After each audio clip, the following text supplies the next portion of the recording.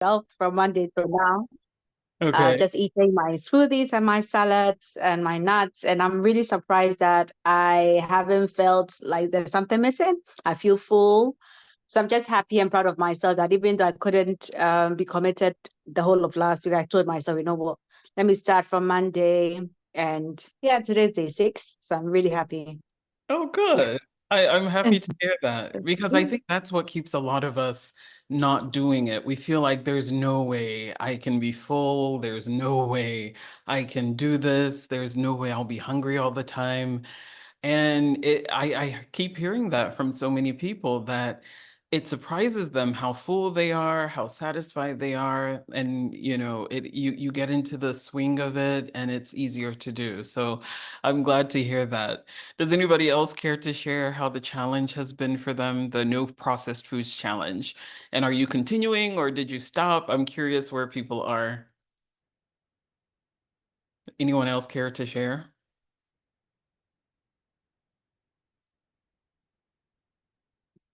All right, I don't see any hands up.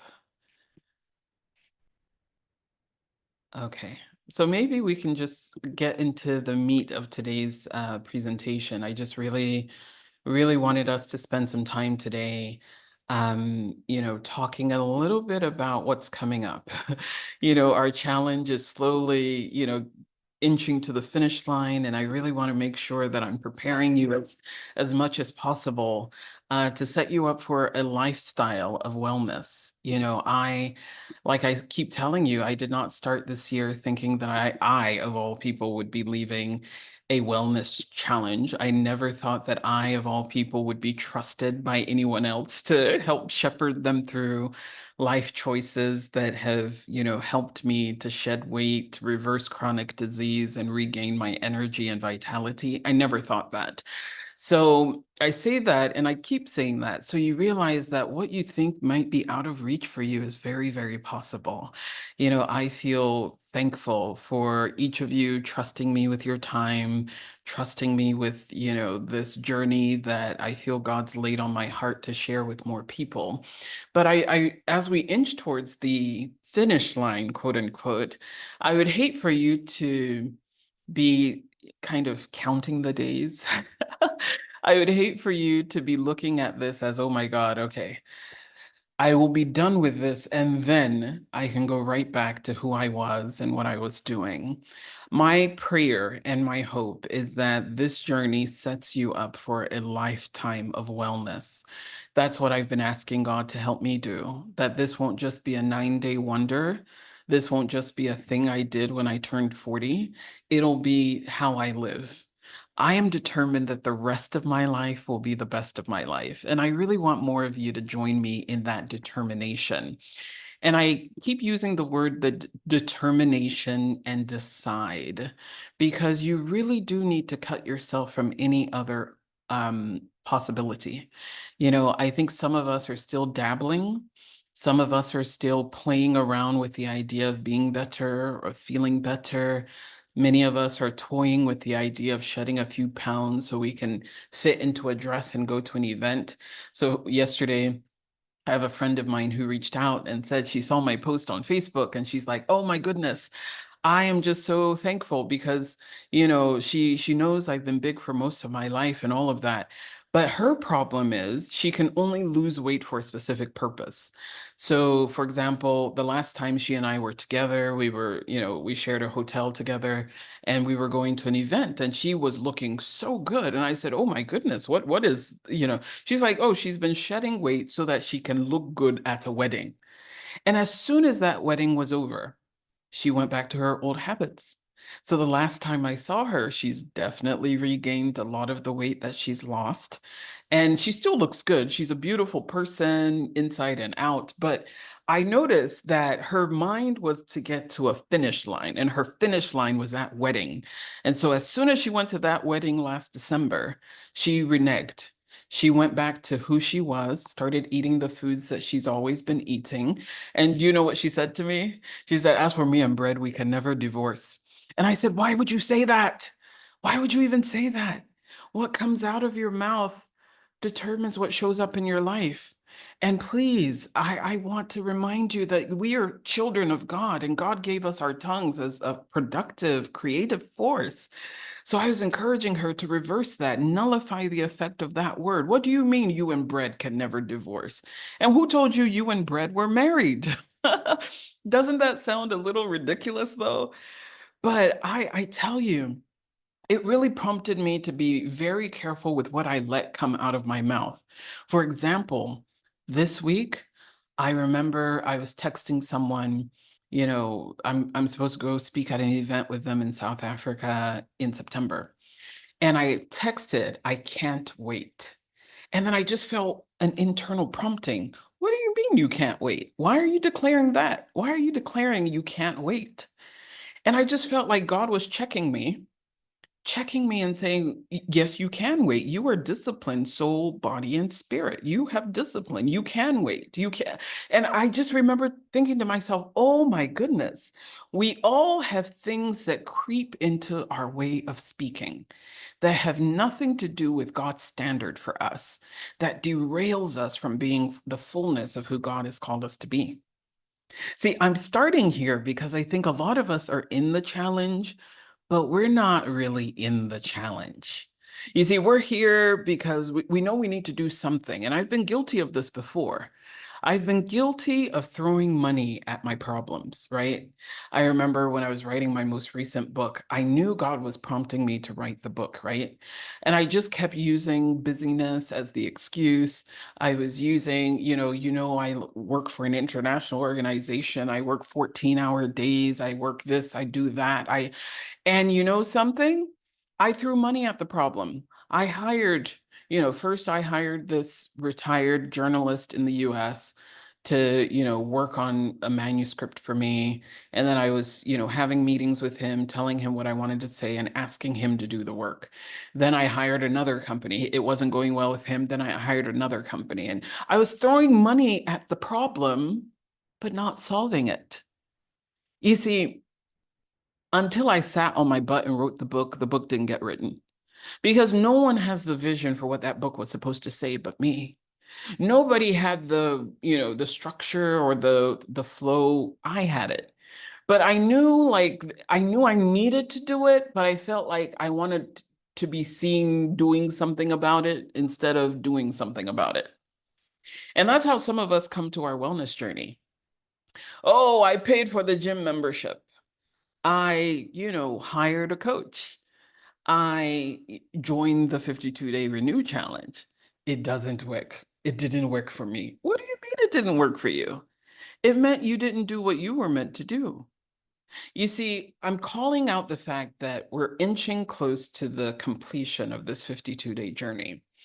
And I would feel really sad if all you get at the end of this is memories that, oh yeah, I used to be on these Zoom calls with this group of women. Yeah, we were talking about challenges. Yeah. We even, ate some weird smoothies and some nuts and seeds that time. You're going to look at this as a story, or you're going to look at this as your point of transformation. It's your choice. So I really, really wanted to prompt anyone who's feeling a little like, yeah, I'm in it, but I'm not here to win it, to change your mind. What we say matters. You're not just in a challenge, you're out here trying to redeem your life. For me, I see what God took me through as a rescue. God rescued me from what could have been premature death. I really, really feel that so strongly that I might not be here. So for me, this is not a business. This is ministry. This is me pouring into you what all God poured into me with the hopes that the same spirit that rose Christ from the dead will quicken, make your mortal bodies come alive the way mine has come alive. I'm sitting here with a new set of problems. Nothing in my closet fits anymore. I'm like, wow, these are new level problems, but I'm glad to have this problem than having the problem of not being able to keep up with my kids, not feeling confident undressing in front of my husband. I'd rather have these problems than to have the problem of trying to like figure out, how do I How do I be intimate with my husband without feeling a little shame? How do I, there are different problems, and I'd rather have these, because I can take these clothes to a seamstress and get them altered.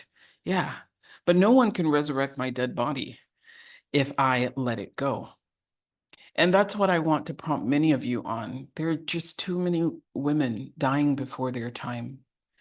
And I believe what we're doing is more than just a, club, more than just a wellness group or a fitness society. I believe that everyone that felt led to this challenge has an assignment by God to do something meaningful in this world.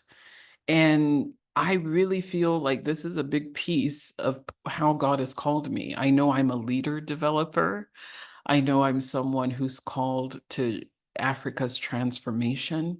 And that was my struggle at the beginning. I was telling my executive coach that I feel like I should be doing this challenge with these women, but I don't see how it fits into the big vision of what God's called me to do.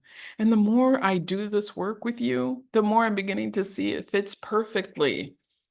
How will leaders transform Africa if they're dead? How will we do what God is calling us to do in this continent if we don't have the energy, the vitality, the vigor, the vibrancy to keep our eyes open in a meeting? If we don't have the vitality to live long enough to see our vision through?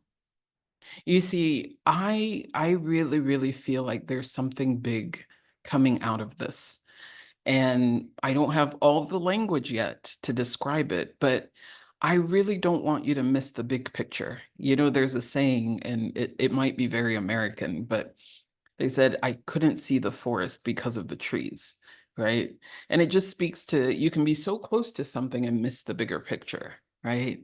And you might be close to this challenge, but be missing the big picture here. This isn't God just trying to get you a few extra pounds off of your body so you can fit into a nice dress and go to an event and flex the people. Yeah. This isn't that. This is God trying to reawaken you to his original design and purpose for you, for how you treat your body and for how you manage your energy, for how you recalibrate the relationships in your life, for how you begin to integrate movement into your life, and for how you renegotiate your relationship with work. See, God's trying to do a complete work with us. And I would not be serving you well if I didn't call you to that or didn't draw your attention to that. So I just want to remind you about our journey together, and that in our Facebook group, I upload every day a summary of that day, the video that we watched and the email that I sent out to you via your inboxes. And I know that people are busy, and I know that people have different things going on. So I'm just pointing you to this as kind of a resource repository in case you miss out on any of the day's tasks or messages or links to the videos, etc.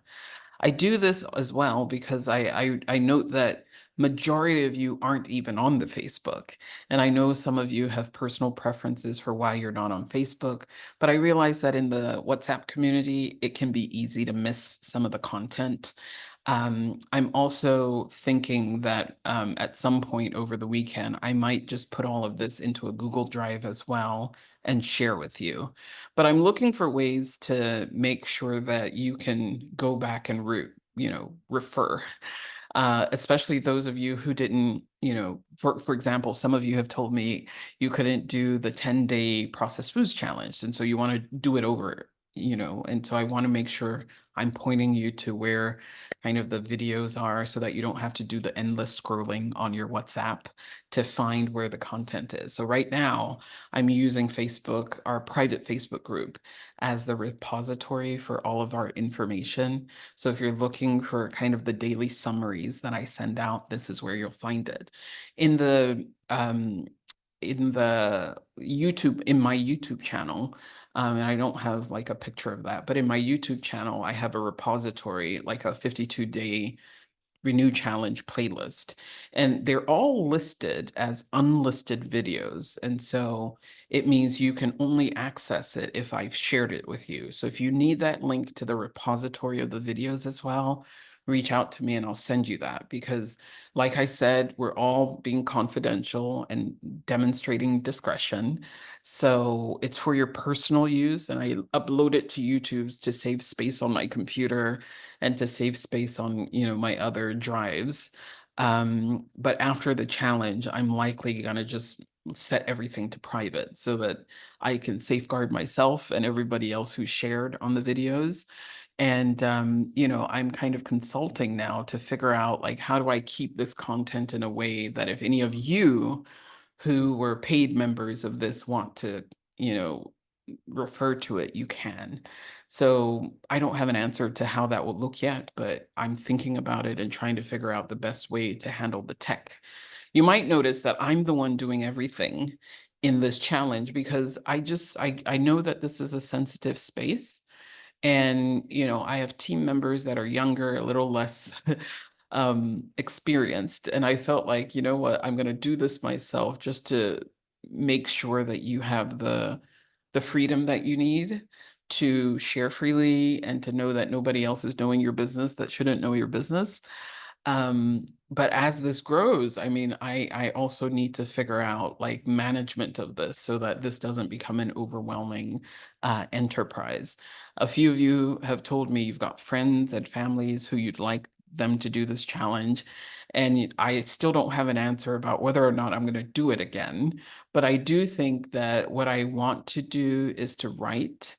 It probably will be a book. It might start off as an ebook, but like write some of the key things that I've taught you through this challenge so that other people who couldn't be part of the challenge can maybe buy that as a resource and like kind of get a broad overview of what we've done together.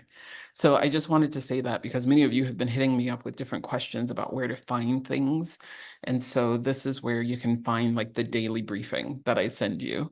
It's in under the files tab of the Facebook group. And if you're not on the Facebook group, you can reach out separately and I can figure out a way to make sure you can refer. All right.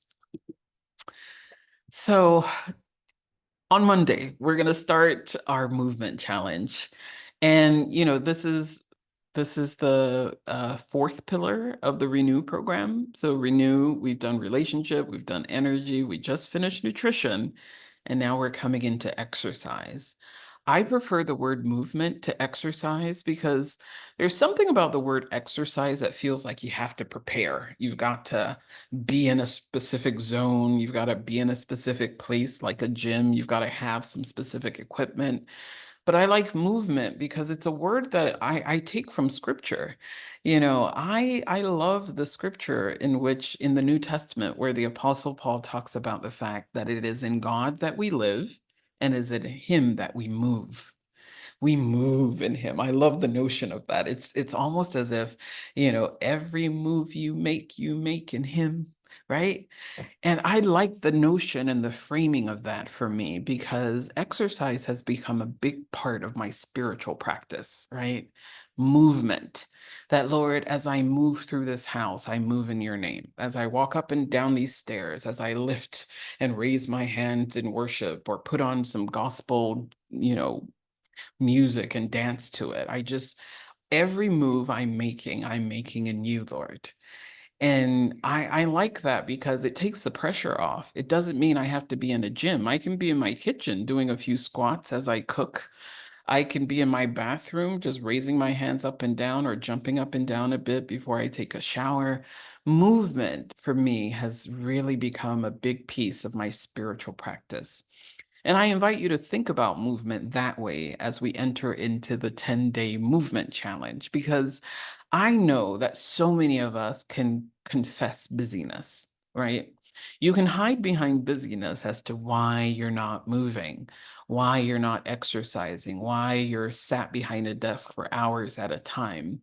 But I think when you start thinking about exercise in terms of movement, you can just get up behind your desk. Like I found it so useful to take some of my Zoom meetings standing up I don't have a standing desk yet, but I do have books. So I pile up a whole bunch of books on my desk and put my computer on top and just take the meeting standing up as a way to break the monotony of sitting all day, right?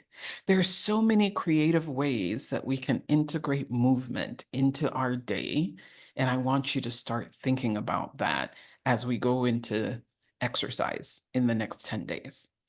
I also want you to realize that, for many of us as Christians, our standard for virtue and excellence is the virtuous woman in Proverbs 31. And the scriptures say something about her that I really like. She does not eat the bread of idleness. And I'm like, what? Idleness is like a bread that we eat? For those of us who are struggling to let go of bread, are you eating the bread of idleness? Um, a lot of doctors and medical professionals say that sitting is like the new smoking.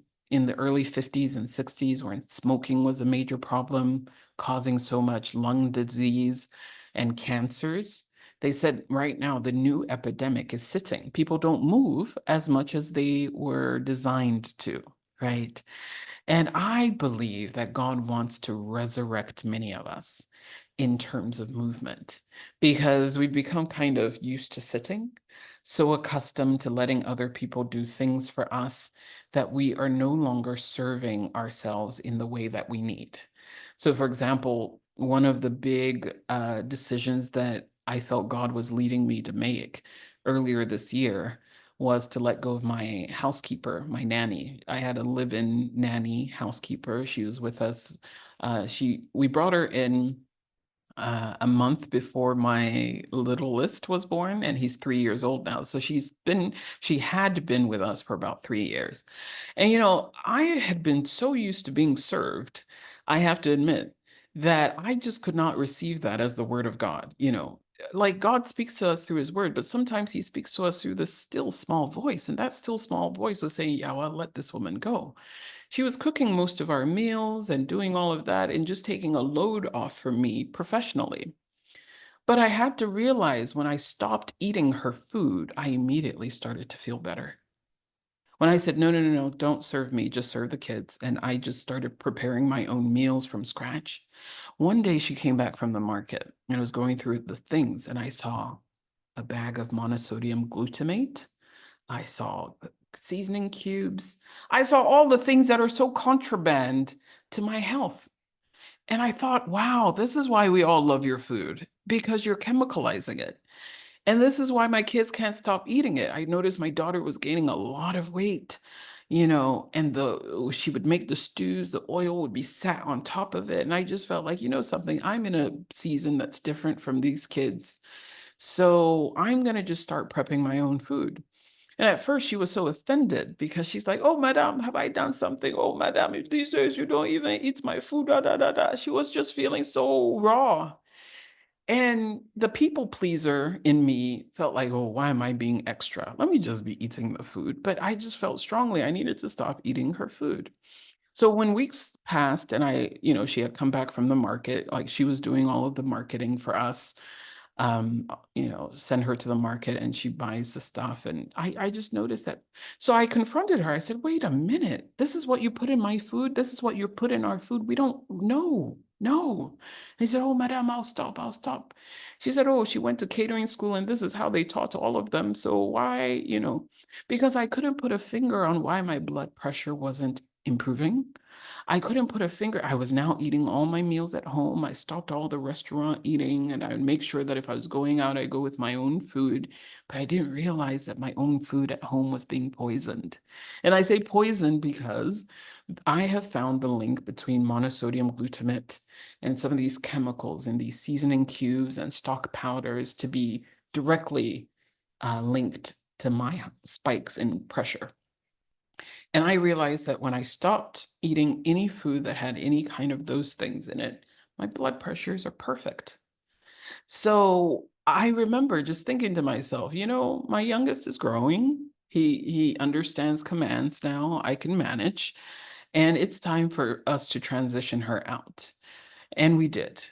So for the past couple of months where I've been preparing our foods and nothing but chemical free cooking, I'm sensitive to where I'm getting all of the ingredients. I order my produce, most of it from an organic farm, or I go to the supermarket myself and see it or read the labels. I notice that the health of my family is improving. These infections and colds and constant things that were always kind of surfacing when I outsourced all of that to someone else, no longer. And the added benefit is I incorporate movement as I'm cooking or as I'm cleaning or as I'm doing stuff at home. And I'm like, something? I was so afraid that if I didn't have this extra help, I would self-destruct. But I've become like so much more productive and so grateful for this opportunity to reset not just me, but my family now. So, I'm making these healthier versions of soups and stews. In fact, I've gone online and researched different videos and even have learned how to make stews without oil, without tomatoes, how to incorporate vegetables into the stews so that the kids eat it without seeing that they're eating it. And it's been such a blessing. So I share that because some of you are really walking in fear about, or you're catastrophizing. Oh, if I don't have this person helping me, I'm not gonna, and I know we live in a cultural context, at least those of us kind of from Africa, rooted in Africa, where at a certain level, nobody wants to see you walking. You must be behind your car, rolling. Otherwise, they see you walking, they're like, what has happened? Is everything okay? Sometimes I tie my baby on my back and my daughter gets on her bike, I get on my bike, and we just cycle to where we're going. This morning we walked, I took her to the hairdresser. And so we walked. I walked with the kids. And that's like a 20-minute going, 20-minute back. That's 40 minutes of movement, just doing something I would have needed to do anyway. So I want to encourage you to not be afraid, but just to think of creative ways to integrate movement into your life, into your practices. Maybe you go to work instead of taking the elevator, you take the stairs. Take it slowly if you must, but take the stairs. Move in Him. It is in Him we live. And in Him, I want you to move for the next 10 days, right? I also want to encourage you, look, if you've been sat for about 2 hours, get up, right? Thankfully, I have my Apple Watch and it usually tells me time to stand up. Like it monitors that you've been sat in this position for too long. And so when it goes off, if I'm not with people and it's not going to be a thing, I just get up. I get up and just stretch and move, just move. And then I might be whispering a prayer while I move. Like, Lord, I thank you for this day. I thank you that it's in you. I live, I move, and I have my being. Ah, ha, ha. Right? There are so many creative ways to just move more. And I want you to take it without shame. There is no shame in walking, no shame in ditching the car for a few kilometers just to get movement into your day. I want you to think about how you can, de-pamperize yourself. Like my situation with my nanny, she was doing everything. I was letting her do the shopping and the cooking, and my eyes weren't watchful over the fact that she was the one in control of what I was putting in my mouth, and I wasn't even sure what she was putting in my foods, right? So it's been a learning curve for me. And I'm not saying fire your nanny. I'm not saying that. I'm just telling you my story and what I felt led to do and how it's been a benefit to me. Because the fact that we're in my house now drinking like spiced teas made of all natural ingredients instead of Milo is a testimony. I used to wake up and do like a thick cup of like chocolatey, sugary, milky drinks and have it with like an omelet sandwich, a greasy omelet sandwich, sometimes fried in butter, sometimes fried in oil. And sometimes I top it with cheese and then just drink that sugary, drink and eat that buttery, egg omelet. And that was our typical breakfast. But the fact that no one misses Milo in my house is a testimony. And these days, because the weather's changed, I'm doing more natural teas for them. I shared it in the WhatsApp group yesterday, the tea I made. It's got lemongrass, it's got star anise, it's got cloves, it's got ginger and honey. And they're drinking that instead of drinking these chocolatey drinks that just do nothing but give diabetes, right? So think about what the change in you has the potential to do for your family. And my daughter, she's now used to the fact that we're walking. Nope, we're not taking an Uber. We're going to walk. We're not, getting in the car. It's close enough that we can go and come. We're going to hop on the bike and go. And now she's just, in a better place physically than she was. And I am too. And I see that, this past Friday, I texted a friend of mine, oh my God, my husband just came home with some green juices. Oh my goodness. But I've been on this journey for so long. Now I'm beginning to see it spill over. So I just want to share these bits with you because I want you to take out the fear. Take out the fear of judgment. Some of us are afraid of being judged. Like people will say, I don't have money. That's why I've decided to take, to walk today. And so what? Do they pay your bills? You are trying to redeem your life, restore your vigor. So let them think what they want. And I remember, like sometimes I have my kid on my back, like tied on my back, and then I'm riding the bicycle. And then I would hear, hey, Oba, these workmen in the area, or, I think my neighbors are now used to seeing me on my bicycle. But I know, people who see me, who don't know me will probably be like, hey, Oba, going. Hey, they're surprised. And at first, things like that used to get to me, especially when I was much heavier. Like I've been riding the bike for a while. And I remember even school kids were laughing. It was like, hey, because I was pedaling and I was sweating and I was struggling to come up the hill. And then these small kids in school uniforms walking to school, laughing at themselves, among themselves, at me. I could let that stop me, or I could let that just inspire me. They don't pay my bills. They don't know where I've come from. They don't know what I'm trying to do. And I say all this to say, let's get real. Some of us don't move because of shame. We feel like we're too big, right? And I know at the beginning of the journey, that's how I felt. I could see people staring at me. Many of my workout clothes were too tight, so you can see all the folds of my belly hanging out. And, some people stare, some people mumble, some people pass and say things. But hey, I'm focused on what I'm trying to do. And that's what a quality decision does for you. To decide means to cut yourself from any other possibility, no matter what. Maybe your husband will say some strange things to you. I remember I had some tense moments with my husband, when I started the journey. Like, you're being extra. Come on, I love you. You're big, but I love you. Like, what's the deal with this? Isn't this excessive? Right? I've seen examples of that in scripture. When Hannah was looking for a baby, her husband said something to her. She's like, am I not more to you than 7 sons? Like making her feel like her desire for something that came from God was too much. I felt like this desire to get my health back came from God, but my nearest and dearest were making me feel like it was too much. My daughter was like, Mommy, I had a dream that you died, that you lost so much weight and you died. Please stop. She scared me that day. I remember like feeling like, wait, am I being too much? As you do this, people are going to come at you. I just want you to be aware. People will come at you with all sorts of things, and all of these are to test your resilience. Do you really want this?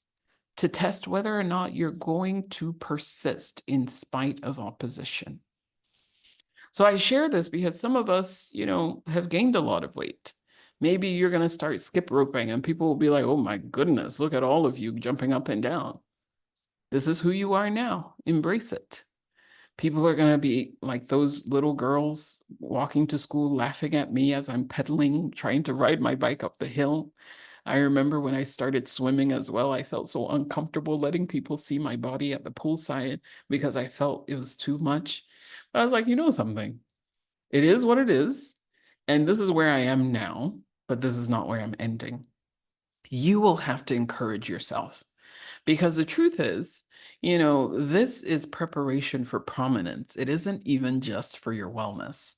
You're going to be up against people who don't believe you're the right woman for the job.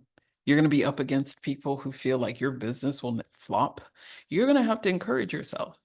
You're going to have to find words to keep yourself motivated, because I felt crushed when my husband was telling me things like, come on, you're being too much. Like, are you that insecure? I love you anyway. Don't do this. Like, but now he's the one with his shoulders high when people are giving me fans. You see my wife, you see? So the same person flipped. My daughter, she's now like, wow, mommy, now you can keep up with me when we dance. We were doing a dance video this weekend. And she's like, oh my goodness, mommy, you kicked, you're not even sweating. At first, I could dance with her for like 5 minutes and I'd have to like catch my breath. The sweat would be dripping. And she's like, oh my goodness, mommy, she's having more fun with me as a thinner, more fit mother than she was before. The same person who was crying and saying she thinks I'm gonna die, I should stop, is the same person praising God that she can play with me and she can do physical things with me. In fact, I pass her on the bicycle these days and I'm telling her, come on, Anina, hurry up, pick it up, because she can't keep up with me. This is someone who used to pedal past me and then tap me on my shoulder and say, sayonara, and be teasing me. But now she can't keep up with me on the bicycle. See, I share these because I want you to know when we start movement, this is where a lot of people start to have second thoughts. I change my mind. Maybe I will just stay fat. Maybe my family, we are just destined to be fat, right? All of those things will come at you. It's going to come at you like, you know, I remember one of the things that used to come at me was like, oh, I've lost a lot of weight. The more fit I become, I'm losing my butt. I don't have like a lot of hips anymore. I never had a lot of hips. But I was like, you know what? I'd rather be flat butted and healthy than to have all this butt and be unhealthy, right? There's just so much that will come at you when we start movement, you know, because the truth is, when you start movement and you've not been someone who's been moving for a while, your body is going to fight you. You're going to feel the aches and pains. You're going to feel, oh, Charlie, this thing cry. Do I really want to do it? I want you to persist. I want you to remember what drove you to this challenge in the first place. And movement isn't just about losing weight. It's about staying healthy.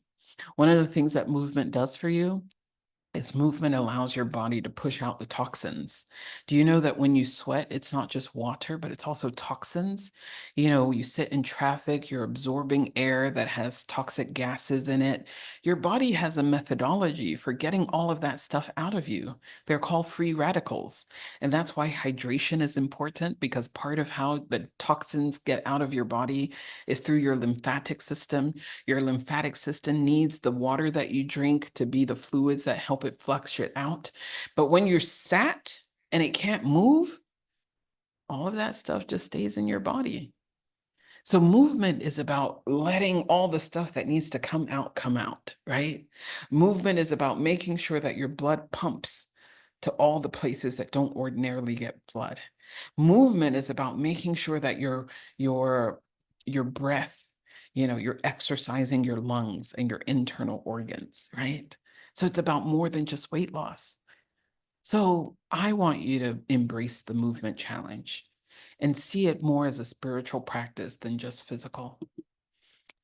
These were some of my scriptural inspirations. I shared it with you in the mail out I shared yesterday, but I want to re-emphasize them, that Acts 17:28, in him we live, in him we move. So move in him, ladies, move in him.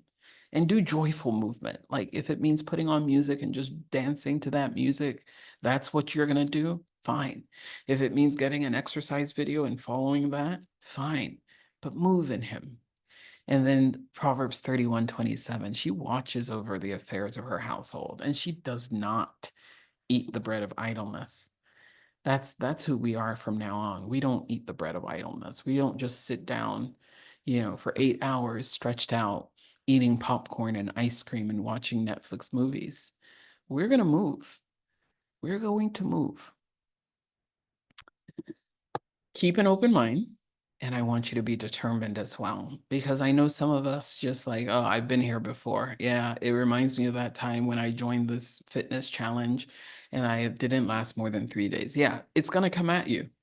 All of these thoughts of what you did in the past that didn't work, you have to keep your mind open and be determined to make this different, because this is more than just a 52-day challenge. I believe God's trying to reset us in our ways, because the way you do anything is the way you really do everything.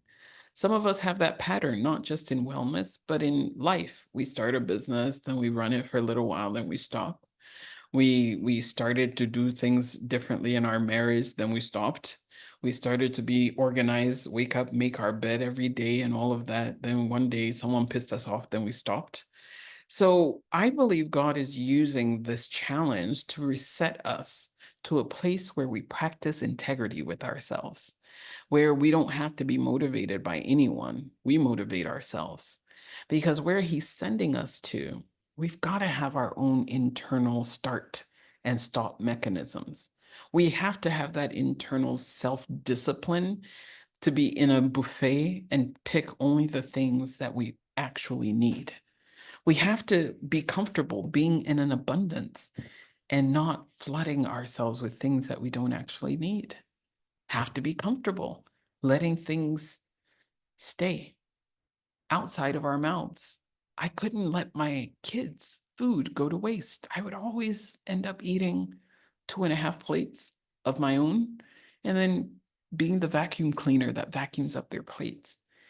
And now if they don't eat it, I just give them less food next time. That's the instruction. That's all I do now, because I have the discipline to say, no, I'm not a receptacle for other people's leftovers. I am satisfied. I have had enough. I do not need to fill just for filling's sake. And that is such a great practice, because where it matters, is when there's everything. And that's what the scripture says. All things are beneficial. All things are lawful, but not all things are beneficial. So will you be able to choose what's beneficial when there's an abundance before you? At first, I couldn't be trusted in a business class lounge. Oh my goodness. I feel like I got to get my money's worth. I paid for this ticket, so I got to eat everything that's in this buffet. I have to eat everything. I have to drink everything. I have to taste everything. And then I'll get on the plane and eat there too. Oh, I don't know if I've got witnesses in the house. Not hungry, but just feeling this need to take and to fill and to make sure that my mouth never stops moving. There be days I just need something light. I would eat and eat and eat and eat and eat throughout the day. Be like, I ate nonstop throughout this day. Some of us, we really, really have to deal with the roots. And that's why we didn't start with nutrition. We started with relationship. Some of us really, really, we need to recalibrate the relationship we've cultivated with ourselves. That when we're anxious, we turn to food instead of turning to God, instead of finding out what the root of this is and dealing with that. Because I realized that when I was stressed out or anxious, food was my comfort. Meanwhile, the scripture says, be comforted by the Holy Ghost. The Spirit of God is supposed to be our comfort. He says, cast all your anxiety on me, not on that tub of ice cream. He says, cast it on me. My yoke is easy. My burden is light. Because look, Wache's burden was not easy. It was adding to my hips and ribs. It was adding weight and unnatural disease, because I was buying food from people who didn't care. They would chemicalize their food just to make it taste good for us to buy it. There'd be so much oil on it and so much other things. And so I was buying sickness for myself when I thought I was buying comfort. Because when I was stressed out, I just want to eat really heavy and fall asleep. That was really my pattern.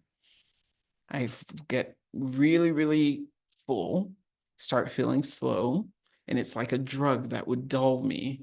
Then I'd need to watch something mindless on TV, or watch Netflix, something funny, something, and then I'd sleep. And that was my therapy, quote unquote. That was my comfort. So for me, that's why God started this with relationship. What is it in you that makes you feel like you need this when you're in this position? What does the scripture say about this? And that's where I uncovered gluttony, that it wasn't actually just a bad habit, it was a sin. It wasn't just me, indulging, it was sin. And God had to help me correct that. And then he slowly started to change my appetites. And then nutrition, I could receive what he was teaching me about nutrition. And that's what the holdup has been for some of us. We haven't let God really work on us. So if it means you need to go back to week 1 this coming week, go back, watch the videos, do some of the prompting questions that I asked you, and begin to dig deep, because as we go to movement, a lot of people fall by the wayside, because movement means that, some of us aren't alone. People will see us moving. Maybe you're walking and you've never walked up your street before. Nobody knows that you actually live there. And then they're like, hey, who is this person? And we feel self-conscious. We feel, and then because we've not dealt with our internal stuff, we can't hold the external. That's why I'm inviting you to keep an open mind and go back to week 1 and 2 if you need to remind yourself what we need to correct. So that if people pass comments about you jumping up and down, you won't be perturbed by it. If you start aching after a day or two of physical activity, it only means it's working. I want you to embrace this challenge with all your heart and with all the determination, because it's in him that we live, it's in him that we move, and it's in him that we should have our being. So I'm going to stop here and I'm going to open up the floor because I really want to hear from you. We've just ended the no processed foods challenge. And some of you did that faithfully and you could see the benefits in your body. I'm really proud of you for that. And some of you are just kind of, hanging and seeing what Yahweh's going to talk about next. But I want you to get off the sidelines and really, really embrace this movement challenge, because it's about more than just losing weight. It really is about recalibrating ourselves and getting back to God's original design for our bodies, for our wellness, and for our futures. All right. So the floor is open now. I'd love to hear what's resonating with you from what I've said today, or within the week. And, how many of you are going to be faithful to this fitness challenge? Because on Wednesday, we're going to do a live workout together. So you're going to see me working out and I want to see you working out. I want everyone on video. Let's just do one workout together this week and we'll do one workout together next week. But each day, I'm asking you to commit to a couple of things. Number one, I want you to commit to sharing a selfie after you've worked out, sharing a 1-minute video of you working out so we see what you're doing. We could get ideas from each other. I'm excited to see Liz's video of she's been doing wall Pilates, and I keep getting notifications for it on my social media. So I want to see her doing it and see, whether or not it's something I should embrace. But yeah, I think we can keep ourselves accountable and inspired if we share video of us actually moving. So throughout the week, I want you to share a photo, a sweaty selfie, hopefully. You've done enough to break a sweat. Um, and share a video of what you're doing to keep everyone encouraged. And this is in addition to our commitments to fast and to drink 2 liters of water daily. This is really our 20-minute movement that we're emphasizing, but it doesn't mean we stop drinking water, and it doesn't mean we break our fast. Okay, so if you're fasting from bread, you still stay off the bread. If you're doing a raw diet like I'm doing, you still continue the raw diet. But this is just, we're amplifying the movement over these next 10 days, okay? We're not dropping everything else. All right, the floor is open. What's resonating? What are you challenged by? How was it this week? And how are you preparing for next week? You can use the raise hand function and I'd be happy to call you. All right. Abba, I see your hand is up. Please unmute and share.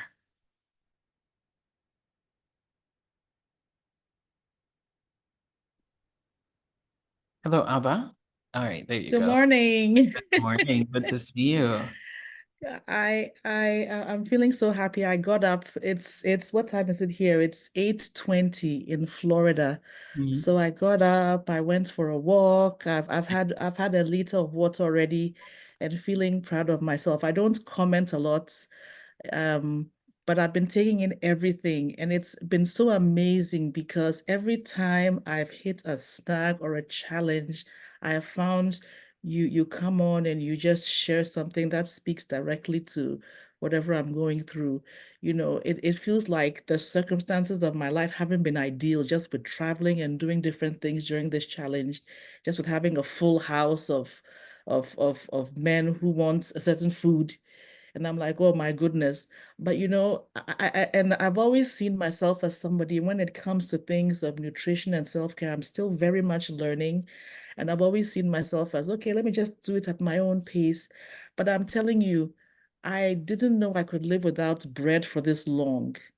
I didn't know I could feel so refreshed and so pleasantly satisfied on greens. you know, I have spent so much of my life overeating and then getting used to, the discomfort that comes with overeating in your belly was my norm. And so I'm so excited. And every time I see you post like the smoothie bowl, and I love nuts, and I'm like, I can do this, I can do this, I can do this. So, I want to say it's interesting um for somebody who, can you hear me? You can hear me. Yes.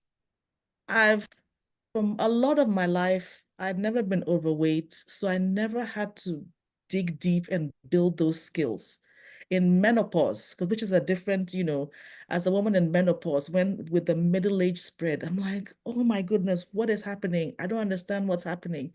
So it's almost like for the first time in my life, I've truly had to dig deep beyond, let me lose weight and look nice for an event, you know, beyond let me get my tummy flat. I'm literally, but I'm enjoying it. And some days I'm challenged to my very core. And I think what I also absolutely love, because that just like you, I'm an introspective person who believes in inside out transformation. And I'm absolutely loving, everything you are teaching about changing your relationship with yourself, showing integrity to yourself. It's not been an easy journey for me. It's not been a smooth journey for me. Um, but my goodness, the progress is just blowing me away. And I want to thank you. I'm so excited. And every time I sit and listen to you, I feel just revived and energized and motivated, and I take on board, and I feel emotional what you say about let's prepare for prominence. This body is the temple, right, which God gave us to accomplish his purposes.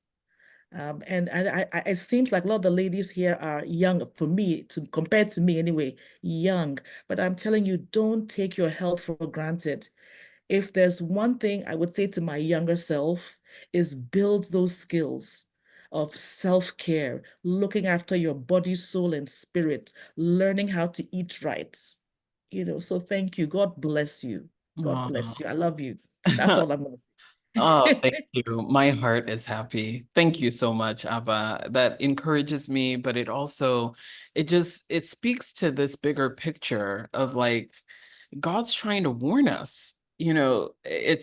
There's this expression called the canary in the coal mine, right? And I feel like God's releasing me kind of as a canary in the coal mine. And for those not familiar with the expression, in the old days when the coal industry was quite booming, there are certain toxic gases that the human nose can't detect. And so you'll be breathing it in, not knowing you're poisoning yourself, right? And canaries have a more distinguished, respiratory system, so they can smell these toxic gases.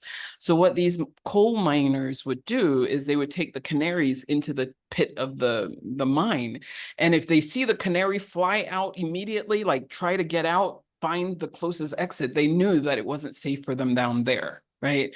And I feel like God's sending me as a canary in the coal mine to say, look, there's danger. Like there is danger. There is danger. We've got to beware. Our food supply is so compromised and we don't even realize it. And the more I'm beginning to realize that the foods that I thought were like hip and cool and I was kind of eating as kind of a lifestyle were the foods that were poisoning me and causing the diseases that I was having, the lack of movement. I thought like, yeah, it's a flex. I've got a house help now. I've got a driver now. I've got this, No, it's like I'm limiting my movement. I'm eating the bread of idleness. And that was that was beginning to show up in the body, right? So I feel so beholden to also challenging us with what we think progress looks like, what we think wealth and affluence looks like, what we actually think are the signifiers of good living. That now I've had a few trips now that I'm stable, because I was so serious about this journey. There were like 2 international trips I wouldn't go. I felt like I wasn't at the point where I could withstand being in the lounge and having choices. There are certain parties I wouldn't go to because I knew that like I couldn't quite yet sit where there's banku and tilapia and not eat some. So for me, I'm sharing as much of my personal story so that you see that look, it will cost you. It will be short-term hard, but long-term it gets easier. Because ever since, I've taken about 3 international trips since I felt stable. And I can sit in the lounge, the same lounges that I'd be like eating, flooding my mouth with all sorts of things, and just sit there and drink water sometimes. Yeah, Like, yeah, actually, I don't need anything here. yeah. Or pick It's very yeah. specific things. So it is possible to treat It's your body like possible, yeah. it's Yeah, it's amazing. And the compulsive eating was a bane, for me. But I'm starting to become more mindful. And July 4th in America is a holiday, as you know, and there was a Ghanaian picnic. Yawa, can you imagine? Abba went, she didn't eat the jollof. She didn't eat the fried rice. She didn't eat the buff fruits. She didn't eat, hey, I just had I literally had some coconut water and I took my shake. And it's not to say every day is perfect, Mhm. but even that is something I've never been able to do. So, Yeah. and particularly for the inside out transformation, Yes. for the spending time with myself, to Yeah. ask myself questions, to learn how to love myself enough. Mm. So many of us um, so many of us women truly don't know how to love ourselves. Now we have the outside appearance of accomplishment and confidence. But this is the evidence that we are truly loving ourselves and truly respecting the purpose of which God calls us. And I'm blown away. So thank Mm. you. I'll keep quiet and let somebody talk now. Oh, thank you. Thank you again, Abba. All right. Any other person care to share? You can use the raise hand function. I'd be happy to call on you. Um, this is such an enlightening journey for me. And even in serving you all, I'm learning a lot too, because I think the more I do this, the more I realize that, I feel like teachers benefit from teaching because as the more we give, the more it kind of we dig deeper into what we're doing and why we're doing it. And I think as I've been leading this 52-day challenge, it's brought me to a different level of accountability that I need to kind of keep myself in order to serve you all. But it's also teaching me the importance of just sharing your story. I felt, I was just saying this to my friends the other day, that I felt like I was so close to my own story. So I felt like I was saying it too much. And sometimes you feel like, and then just the new people that keep coming into my circles because they've heard the story, but I keep trying to point people to like, look, for me, this started with God. And then God challenging me on my relationship with myself, teaching me about how to restore energy, then the nutrition. So like I'm not, so they're like, are you a vegan? Are you? I said, I don't even put labels on it, to be honest. I'm on this journey to restore my body. God has delivered me from these 3 chronic diseases. And I'm determined to keep a lifestyle that is fasted and very regulated, where I'm fasting from things that just don't do my body good. And I realize that chemicalized seasonings, overly processed grains. So I'm staying away from hybridized wheat products, rice, like those don't do my body good. So like I want to usher you into a relationship with God where you can know what you need to do. Maybe you can and should be eating other things that I'm not, but I just don't feel led at this moment to take on certain things. And in the past, I wouldn't have been able to have that confidence with people to say, look, this is who I am, this is what I'm doing. I'd feel compelled because I've been invited somewhere that I have to eat what they put in front of me. I'm now that person who will tell a hotel or the airline that I need this, not this. I would ask for what I need based on the leading that God's given me on how to keep my temple in the season, right? And so for me, I really thank you all for giving me the opportunity to share, because the more I share, I think it's deepening my commitment to the journey.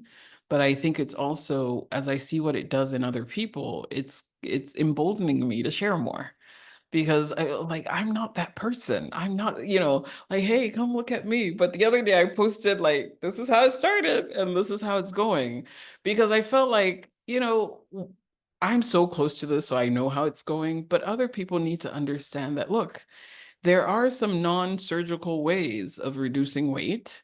There are some drastic ways of, and it's been a slow, steady process where God's changed me from the inside to the out.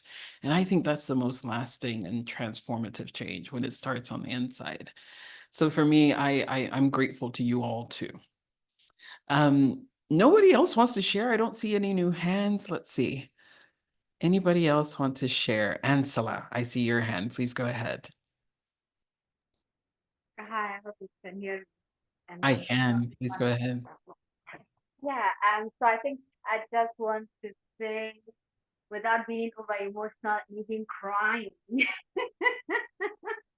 that indeed this is beyond nutrition. This is um, very spiritual. Everything we're doing is very spiritual.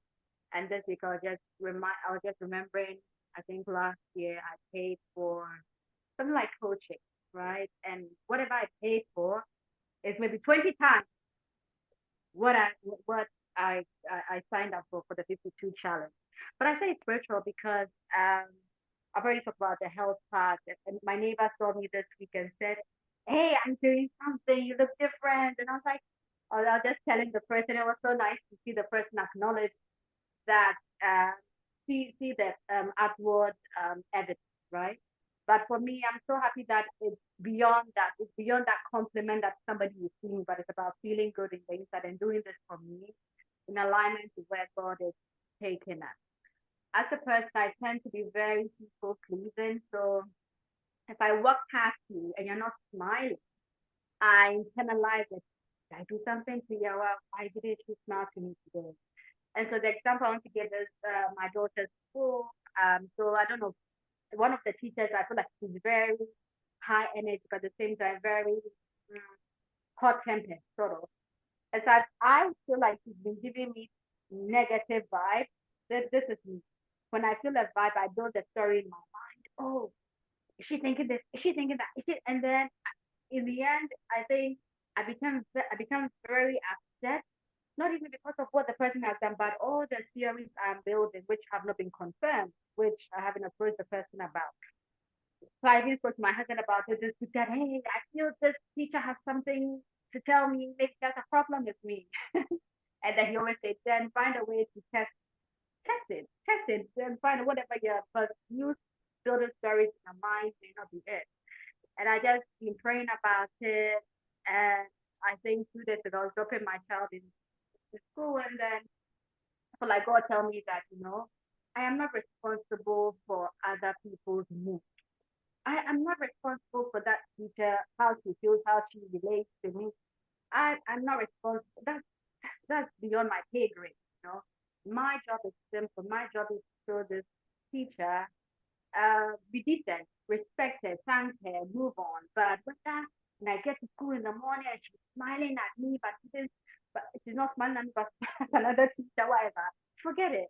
And it's easy for me to talk about, but it may sound very silly, but For me, it comes a very big deal.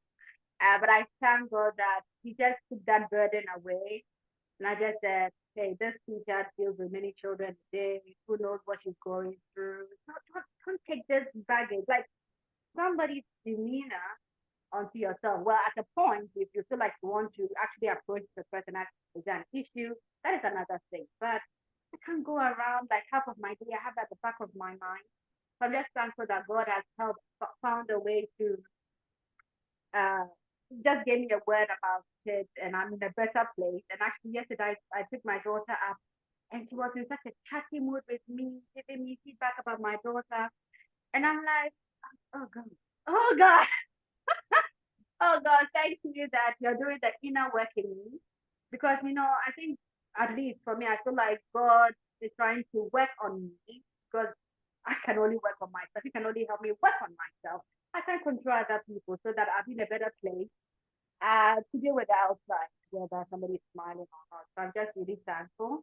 Another thing is that I went to the shop, and usually when I pick up something and I don't want it anymore, I just leave it anywhere. So this was a clothing shop. I just felt really in my heart. Usually my husband would say, girl, go put it back. If you pick the top from me, just put it in that, I don't know, shelf or whatever. I just felt God tell me that don't leave the stuff there. If you don't want the video, why don't you just go and hang it at the section you took it from? And I just felt like I need to do this. God will not give me peace of mind if I have to leave in the shop. It was something simple, and I think it's also very personal. That these things, I'm just happy that it's a real spiritual lifestyle journey. And yesterday I was listening to the video, to your message about prominence, and I was just speechless. I was like, this is me, because I feel like I've plateaued. I don't know how to move on. And so I just thankful to you, and indeed you're an apostle called for women. And I'm just thankful, and I'm just really grateful to God for being part of this renewed challenge.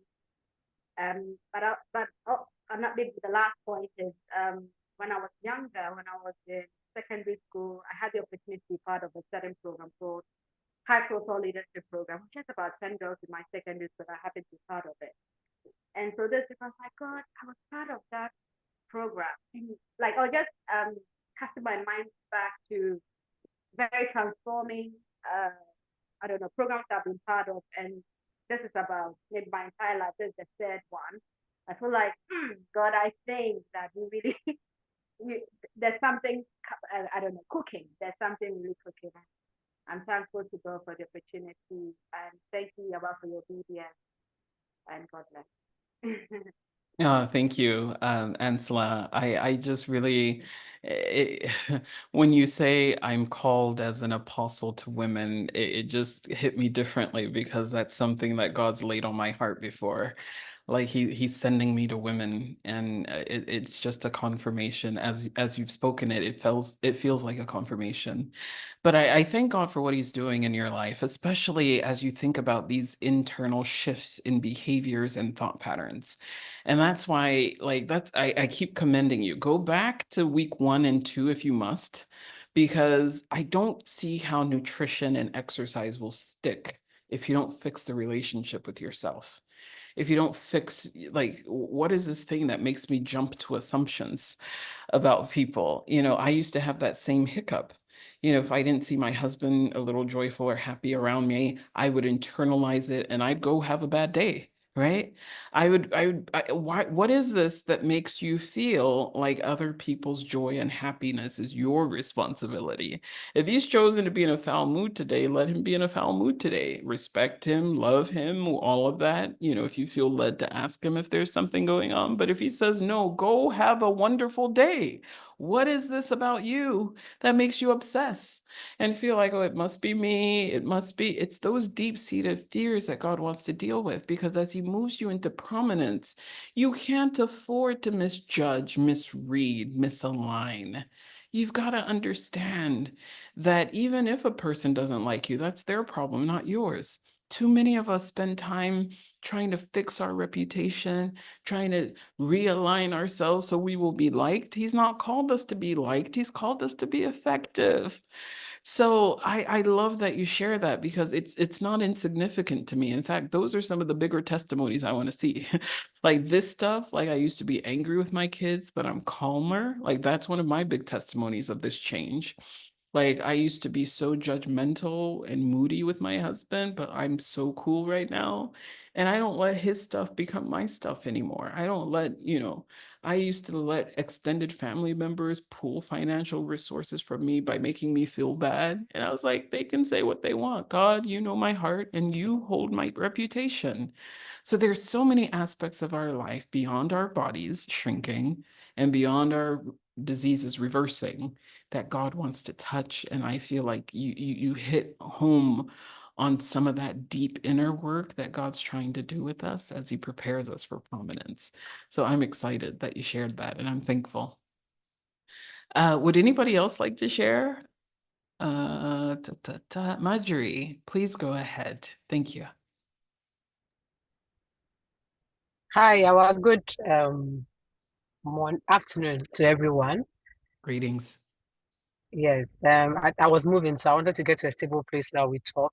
So the last point you said, I used to worry so much when I see my husband in the mood. I feel like I have said something or I've done something. So I think maybe in the last 2 or 3 weeks or so, when I see that kind of mood, I just go about my business and all that. And so, yeah, I think that's really providing. People's happiness is not your total, it's not your responsibility, really. So, yeah. Also, I think the last few days, the no processed food challenge. Before that, when I wake up in the mornings, I'm already tired as the day starts. I practically drag myself out of bed and mope, get ready to go to work. But I didn't even realize it. But then I think it was like maybe day 4 or day 5. I just heard the alarm and then I just jumped out of bed, got ready.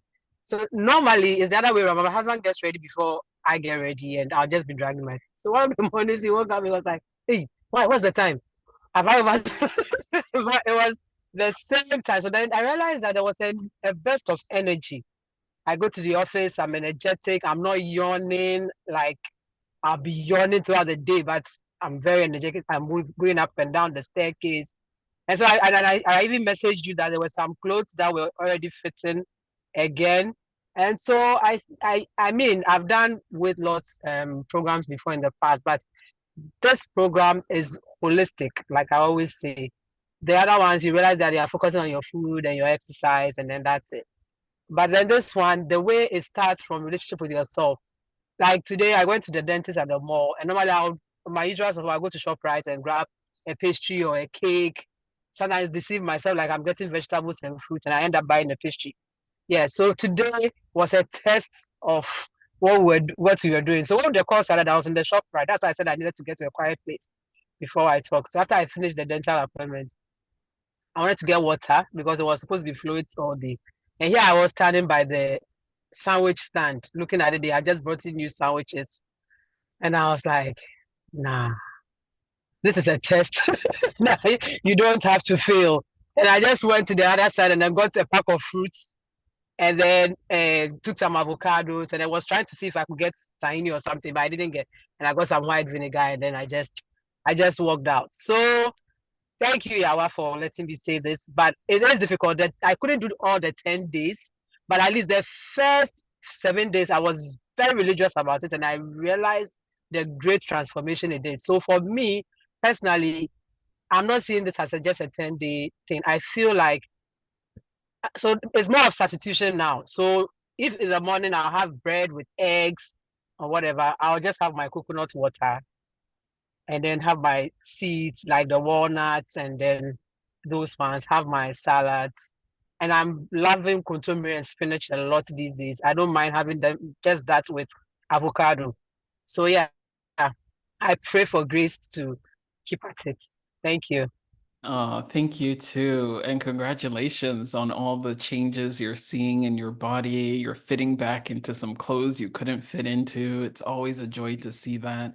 And I'm glad that you're beginning to, build the tenacity to withstand temptation, because honestly, that's the hardest part. Everything's fine when you're at home and you're in a controlled environment, but when you go back to the office, when you go to meetings, when you go to, and that's why I believe preparation is key. I try not to leave home without something I could snack on in case where I go doesn't have the food that I need. So today, for example, one of our pastors has his 50th anniversary birthday party, 50th birthday party. And so, when I leave this call, I'm going to fix myself a salad before I leave the house. And then I'm going to put some nuts in my bag. I have raw cashew, I've got cocoa nibs, I've got, some dates. So just in case what they serve there doesn't fit what I want to eat, I will have something in my bag that will keep my blood sugar stable. So yeah, you do have to prepare yourself, because you're going to go out into a world that thinks what you're doing is weird, that you're not eating the vanku, the tilapia, the wache. And this is, parties is when they bring out all the stuff. So I feel stable enough that I will go, but I also feel wise enough that I will prepare. So I just want to put that out there for you as well, Marjorie. Like next time when you're stepping out, instead of, waiting to get to some place and look for food, what if there wasn't any fresh fruits that you could buy? If you had something in your bag that was on you already, that would be perfect. And that's why I always have smoothies in my freezer as well, so that sometimes I just take smoothies with me, and by the time in a few hours it's thawed, and then I'm in a place where I can just drink it, so that I have full nutrition, because my smoothies are complete meals. It's greens, it's nuts, it's seeds, it's so it's filling. And usually I'm really fine with doing just that. So next time, try preparation as well to help you stave Sure, off any types sure. of temptation. Great. Thank you. You're welcome. Anyone else care to share? How has this week gone for you? What was resonating in what I shared today? Any challenges you're having that we can support you with?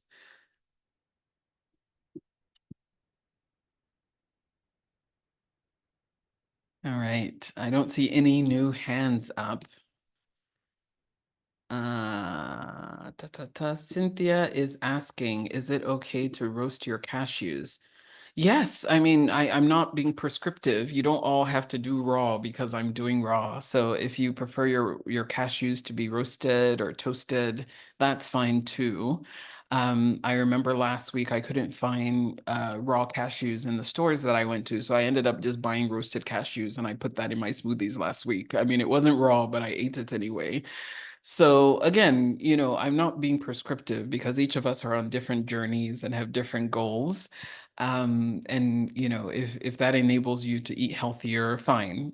I was looking for sesame seeds, and I preferred the raw sesame seeds, so that's what I use for my tahini. But most tahinis on the market are made with the toasted sesame seeds, so it's brownish. But I felt like, I'm doing a raw challenge, so I'm just going to make my tahini with raw sesame seeds. So again, I'm not being prescriptive. You can do what you like as long as it aligns with your goals and you're practicing integrity with yourself. I'm fine. Emilia, I see your hand is up. Kindly unmute and share. Yeah, thank you, Yawa. You're welcome. Yeah. For me, this has been holistic. I've tried a couple of times doing things like this, but most times we're alone, there's no encouragement, and I like the community aspect of it. It helps a lot. I don't share a lot though, but I am in it. I've not been able to do the 10-day challenge effectively. The raw food I wanted to do, but I couldn't do it effectively. I've been traveling a bit around. It's been a bit challenging, but I try my best to. But what is very significant for me is about loving myself, giving myself more time, taking care about me, taking care of me, and I mean, being concerned about myself. Just last week, I think I informed you I was out of country. I came back. You can imagine, I traveled, got back to Ghana on Wednesday, just in the afternoon. Thursday, I was in the office. Friday was just too much for me. I said, no, I have to listen to my body. I must also rest. So I worked from home. Then over the weekend, we lost two of our staff and they were being buried. I had to also attend a wedding of my uncle who well, I say handed me to my husband on my wedding day. 3 of these. And I said, okay, I was going to go to Koforidua for one of the funerals because it was a senior colleague, and then come back to Accra for the wedding. Then in the evening, I said, no, Emilia, you can't do this to yourself. So I delegated. I called someone. I said, please, I can't. I have to be at this wedding. So please handle these other office assignments for me. And it worked out very well. Nobody said anything about it. But it was always about me, thinking that the supervisor, very senior people will be there and they'll be looking out for you, and so what? So this time I said, no, let me listen to my body and take care of myself. So this helped me a lot, and I thank you for that. And I'm trying my best to cope with the rest. But one thing I also see is that some of us, maybe I should talk about myself. I have always had an edge to contribute to lives of young ladies, especially from my area in the northern part of Ghana. And starting this program with you, it's reawakened that it's like a burden on me. It's like a burden on me. And I see you're going to affect others like us who need a push to be able to do these things. Thank you so much that you have taken up the challenge. And I know that you're going to affect a lot more of us to do more. And that is how we're going to reach a whole lot of other people. Thank you. Oh, Regards to everyone. thank you. Thank you so much. I'm so proud of you. Look, so many of us, our plates are so full and we can't advocate for ourselves. So I'm proud of you. And that's what in the early weeks I talked about the 3 Ds: you delete, you defer, or you delegate. And I'm so glad to hear that you delegated. You know, you can't be all over the place and be effective.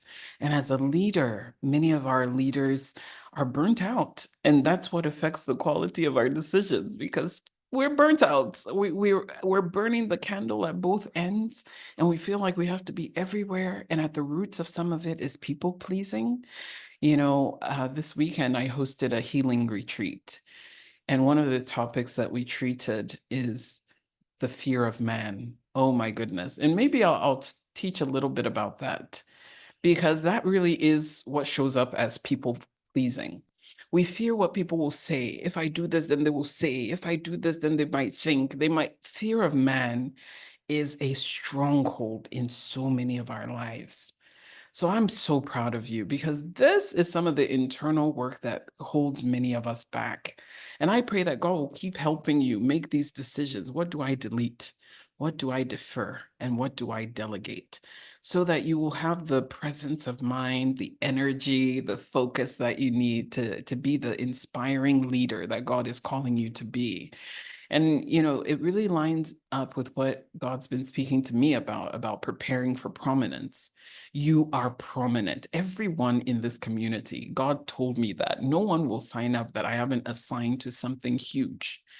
So as I pray for you all, like that's the word that keeps brimming up, which is why I want you to see the bigger picture. You may have come here because you're tired and you need to reboot your energy or lose some weight, but God's trying to wake you and prepare you for prominence. So I'm really glad. And I'm glad that you said, Emilia, I'm glad that you said that this process is also awakening a dream that you had to inspire women in the North, because that's what happens when you get your body right, your soul back on track, your relationship on track, the dreams come alive again. And I just want to pray that everyone whose dreams have kind of fallen dead will rise again. That through this process, as God reawakens the real you and gives you the energy to operate at a higher level, that you'll be able to unashamedly pursue those dreams and goals that God has placed on your heart in Jesus' name. Amen. Amen. Thank you so Amen. much. You're welcome. Oh, good to see your face. Yes. Oh, good. So anyone else care to share? I know we're down to our final 3 minutes, but it's always a joy to hop onto these group coaching calls and hear from you how things are going. I'm always glad to know what's resonating and what's not and where people are challenged. And I will need your help in really, is this something I should keep going? How should it be? Like people keep asking me, will I do another one? And honestly, I don't know. Like you are the ones I've started with. You're the foundational members of this 52-day Renew Challenge. So, if you have ideas for how I can improve this, ideas for how to reach more people, ideas for how, to structure it better, I'm all ears, right? Irama, I see your hand is up. Then I'll come to you, Cynthia. Irama first, please. Hi, Yawa. Good Hi. afternoon. Good afternoon. It's been a good time. Don't know whether you can see me. Yeah, great. Okay, I see you now. Oh, I I've just lost what's you up again. with my camera. Okay, I see you now. Great. So it's been a good couple of weeks. I typed in the chat that I'm grateful that you keep reminding us that this is a personal journey, because I think even in this challenge, I realized that my needs may not be the typical. And so there's a lot to learn about being, showing integrity to myself and taking what I need and working on that, and not necessarily having to do what everyone else does, but still learning the lessons I need to learn, the principles I need to learn, applying them as they apply to me. You were asking for suggestions. And at the beginning, I was hoping that we would have accountability partners. I don't know whether I heard wrong. And I've been looking forward to it, but I don't see that happening yet. But that is something that I think may have been helpful for me. I don't know if it would have helped others. I'm sure you realize that I don't talk that much on the platforms and on the Zoom calls. I'm listening. I'm listening. I'm taking it in, but I don't say much. And I don't do very well in a bigger group. So having an accountability partner to work closely with would have been something that would have been helpful for me. Yeah. Thank you for that. And that was something you mentioned at the beginning, and I had intentions to do, and I dropped the ball on it, to be honest. And yeah, I think that's something. I mean, we do have a few weeks left, so I think it might be helpful even for the onward journey that that this is your buddy. So I'd be happy to work to kind of pair people so that everybody has a buddy or a partner to journey with, so that you can check on each other. And I think that would enable us to also, kind of have a different level, a second layer of connection, so that if you reach me and I'm unavailable, at least you've reached out to a buddy, someone who's officially, connected. So thank you for that. And it's a timely reminder, because we do have a few weeks left. I think I can definitely commit to doing that. So thank you. Yeah. Oh, thank you. Yeah. All right, Cynthia, please go ahead. Kindly unmute. I have. Good Hi. afternoon. Good afternoon. Good to see you. Good to see you too. I want to find out, after the raw unprocessed challenge, can you please help some of us with how to incorporate other, how do I put it? Would it be cooked or processed food along the line? Mm. Because days that you don't want, you or no, I don't say you don't want, you want to, but you are not doing the unprocessed food. How do you manage your other foods or way of eating? Okay. I can definitely And send some information. can I finish one? And also, I think you should do this again for sure. I don't know how you are going to do it, but will be your testimonial. And so I think you should do another one. Okay. God leading and helping you. Thank you Yeah, so you much. keep putting me up to this. And you know, I think you're right. There are so many people who heard of it late, and then, you know, I think some Yes. like to see how it went first. And so I'm sure when people hear from people like you, they might be excited to do it. So we will see. I will commit it to All prayer right. to see what else is on my plate for the year. But I do have some upcoming travels. So it might have to be in January or so, or towards the end of the year. So no promises, but I hear you. And I Thank think to you. your point about how to reincorporate processed foods into your diet, I can send some guidance on the group, because you might not be the only person, you know, with some struggle on that. And I think, you know, just generally though, I would encourage you to reintegrate slowly.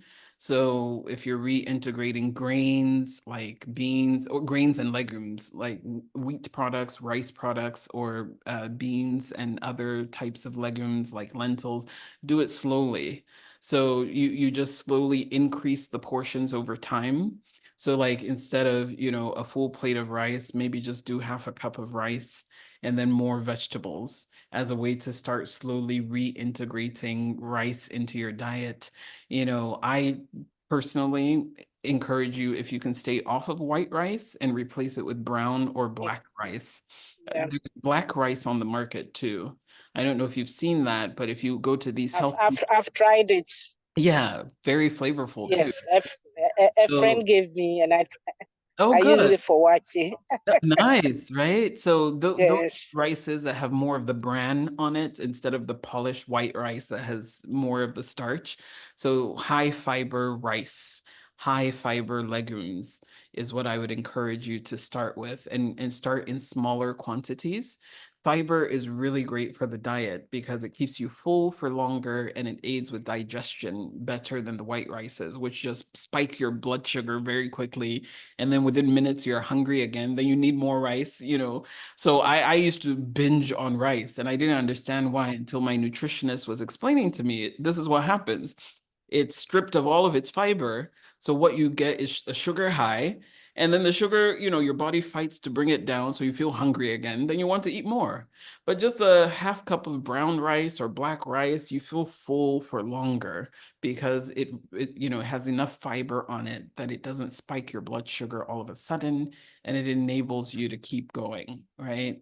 So yeah, I can share some more guidance. My last question: if one wants to keep to this no process food challenge, how long? Like, you want to use it as a lifestyle? I would encourage you, you know, I like 52 days because it's a set period of time that I saw that it just really reset my body. So I did 52 days. For me, it had spiritual roots. I was inspired by the story of Nehemiah rebuilding the walls in 52 days. But like maybe a full month on full raw, for example, maybe just to reboot, and then you start slowly reintegrating. Or, you know, speak to God about it. Like, God, what would you have me do with your All temple? right. This is your temple. Like, teach me what you would want me to do, because I don't feel in Okay. any way like what I do has to be prescriptive. I All feel right. what I'm doing is because God's leading me to do this. It feels to me in many ways as consecration for my assignment. It also feels to me as resetting and rebooting and restoring my vigor, vitality, and vibrancy. But it also feels, the more I do this with you all, it feels like God's trying to use me as a showcase of what's possible, because I haven't died, you know, living off processed foods. I'm feeling well. I've reversed disease. So you can live without it is what I feel God's Yeah. trying to prove through me as well. And when I stopped the 52 days, originally I started integrating like, plantain and contomere, cooked foods, but very thoughtful about what I was eating. I would do, Indians have what they call dal, which is like a lentil soup. So I would use turmeric and lentils and other things, mushrooms and other things. I still haven't integrated meat back into my diet. I'm doing very little meat. The last time I ate meat was in April. I had some chicken and some liver in April. So like I really feel drawn to stay off of meat products for now. I'm not doing dairy, so no cheeses and yogurts and things. All of my milk comes from nuts. So I do cashews in my chocolate drink. So I do cocoa nibs, natural cocoa nibs and cashew to replace my Milo. And then sometimes I put spices in it, like cardamom and other things if I want it a bit spicy. So I'm just really learning that there's a whole body of other things I can do, that fill me, that give me the right nutrition I need, but aren't necessarily processed. So focus on minimally processed stuff first. And you'll find that you probably won't miss any of the other things, because plantains and sweet potatoes and like cocoa yams are really good natural sources of starch and carbs, and you eat it in moderations with greens, like cooked greens, you're good, right? And then with the rices, we've already talked about integrating the brown and the black rice to replace the white rice. And so before you know it, you can have a diet that is actually just very wholesome. And then the other thing I would encourage you to cut out, these oils on our market are filled with saturated fats. And so if you could replace, like the frytols and the oils that we fry in, like those types of oils, there's oil-free cooking. You can cook your your stews without oils. And I'll share more of those videos as resources so that those who are thinking about how to make this a more permanent lifestyle can see that there are so many possibilities to cook without some of the things that harm us, especially those seasoning cubes that make food taste really good, but also poison us. So I hope that helps, Cynthia. It helps. Thank you very much. You're most welcome. All right. So as you can see, the chairman of my board is here. It's time for me to go. But thank you all for joining today's group coaching call. I just really always feel energized and grateful when we get to meet. I wish you a great week ahead. I'm going to be offline tomorrow for my Sabbath, so I'm going to send you mail outs for today and tomorrow later tonight.